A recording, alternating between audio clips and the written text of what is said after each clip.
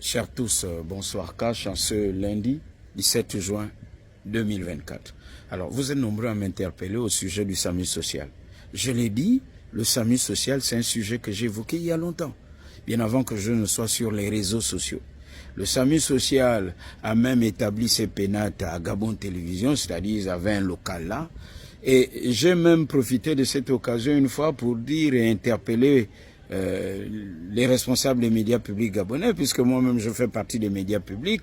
Vous savez, parfois dans notre milieu, on n'aime pas le débat, la discussion, la critique. Or, de la discussion jaillit la lumière. Le contraire de la lumière, vous l'avez compris. C'était de dire que méfions-nous de ces entités qui viennent très vite signer des partenariats avec la télévision nationale quand on sait que les Gabonais se plaignent de ces entités. C'est le cas du SAMU social, de Faubert. Vous ne trouvez pas que c'est vicieux? Les Gabonais se plaignent, ils sont payés en monnaie de singe, les salaires n'arrivent pas à temps, les cotisations sociales chez certains ne sont pas payées, et ce sont ces entités qui viennent signer des partenariats avec la télévision nationale. C'est une façon de dire, écoutez, ne nous critiquez pas, on est des bons amis, tout ce qu'on fait et qui n'est pas bien, ces Gabonais-là, ne les écoutez pas. Chamberlain, qui est grande gueule, qui veut montrer que celui qui va arranger le Gabon, on le censure, son émission ne fait plus partie de la grille des programmes. Mais nous trouvons d'autres moyens, là, avec les réseaux sociaux, et c'est cash.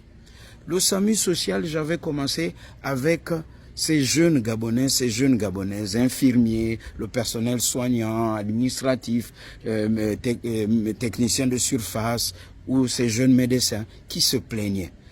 Ils n'étaient pas bien payés, les salaires n'arrivaient pas à temps, et ils ont dénoncé plusieurs autres choses qui ne sont pas du tout normales à l'intérieur du SAMU social. Pourquoi ne pas mettre une commission d'enquête sur le SAMU social? J'ai même rencontré la dame, parce que c'est une dame, la première personne qui a élaboré le SAMU social au Gabon. Et j'ai suivi le circuit jusqu'à ce qu'un ancien Premier ministre a favorisé ce que l'on voit aujourd'hui. Un homme politique du parti au pouvoir de premier plan. Le SAMU social, j'en ai parlé. Maintenant, je comprends que le sujet revient maintenant aux autorités de la transition, au CTRI, de prendre les décisions qui s'imposent à la suite de ce qu'ils ont dit aux Gabonais au début de cette transition.